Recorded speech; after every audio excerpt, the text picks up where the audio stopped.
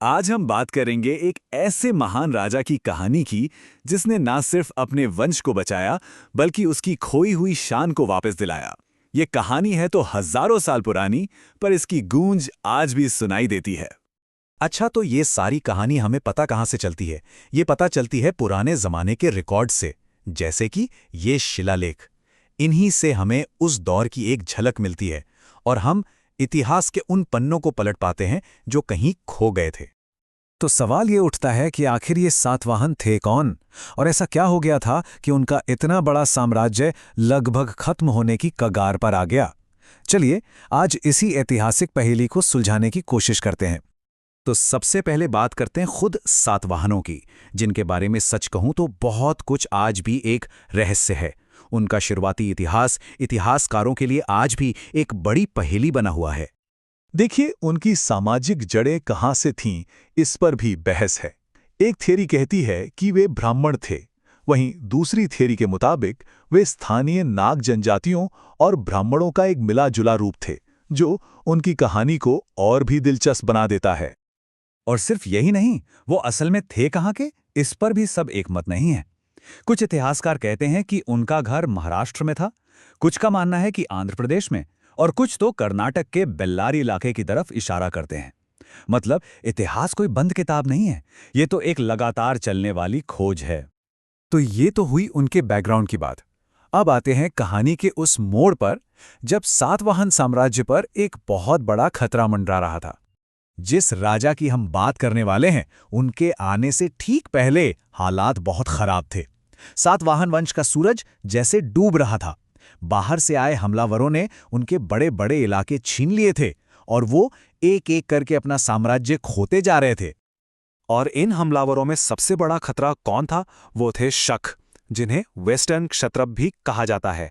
इन्होंने सातवाहनों के सबसे जरूरी इलाकों पर कब्जा कर लिया था और समझिए कि साम्राज्य की नींव ही हिलाकर रख दी थी। और फिर इसी अंधेरे के बीच एक उम्मीद की किरण नजर आई। एक ऐसे राजा का उदय हुआ जिसने आकर इतिहास का पूरा रुख ही मोड़ दिया। इनका नाम था गौतमीपुत्र शातकर्णी। ये सातवाहन वंश के 23वें शासक थे और करीब 106 सीई में इन्होंने राजगद्दी संभाली। इन्हें आज भी सातवाहन वंश का सबसे ताकतवर, सबसे शक्तिशाली शासक माना जाता है। और ये कोई छोटी बात नहीं थी, ये रुतबा उन्होंने अपने जबरदस्त पराक्रम से कमाया था। तो चलिए अब देखते हैं कि इन्होंने ऐसा क्या किया, कैसे अपनी सैन्य ताकत के दम पर इन्होंने साम्राज्य का नक्शा ही बदल कर रख दिया और कैसे इनके राज का झंडा तीनों समुद्रों पर लहराया। तो सबसे पहले तो उन्होंने अपने सबसे बड़े दुश्मन शकों को धूल चटाई और अपनी खोई हुई जमीन वापस ली। फिर उन्होंने यवनों मतलब ग्रीक हमलावरों को पीछे खदेड़ा, और यही नहीं रुके, उन्होंने पल्लवों यानी पार्थियंस को भी हराया। और हमें यह सब पता चलता है नासिक के एक शिलालेख से।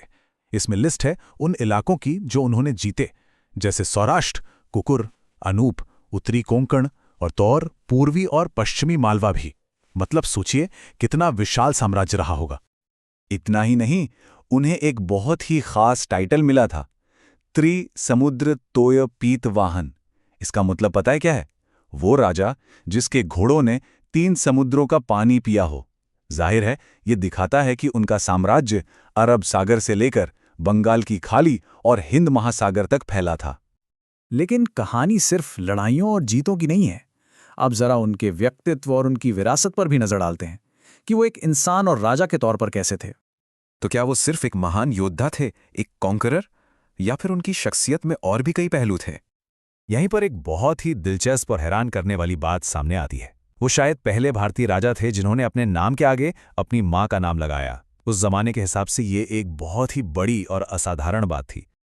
उनके नाम को ही देख लीजिए, गौतमीपुत्र। इसका सीधा सा मतलब है गौतमी का बेटा। ये दिखाता है कि वो अपनी मां का कितना सम्मान करते थे, जो उस वक्त के लिए एक बहुत ही प्रोग्रेसिव सोच थी, है ना? नासिक के शिलालेखों में उनके बारे में और भी बहुत कुछ लिखा है। उन्हें बेहद सुंदर और शक्तिशाली बताया गया है। वो एक दयालु राजा थे। हाँ, उन्होंने उस समय के सामाजिक ढांचे यानी वर्ण व्यवस्था को कायम रखा, क्षत्रियों के घमंड को तोड़ा, ब्राह्मणों को संरक्षण दिया और एक अच्छे परोपकारी शासक के तौर पर अपनी पहचान बनाई। उनका शासनकाल 106 सीई से शुरू होकर 130 सीई में उनकी मृत्यु तक चला, यानी कुल 24 साल। और इन 24 सालों में उन्होंने न सिर्फ अपने वंश को डूबने से बचाया, बल्कि उसे एक नई बुलंदी पर पहुंचा दिया। तो आखिर में एक सवाल सोचना बनता है कि एक ऐसे राजा की कहानी जिसने लगभग 2000 साल पहले न सिर्फ अपने लोगों को बचाया बल्कि अपनी मां को इतना बड़ा सम्मान दिया, ये कहानी आज की लीडरशिप के बारे में हमारी सोच पर क्या असर डालती है?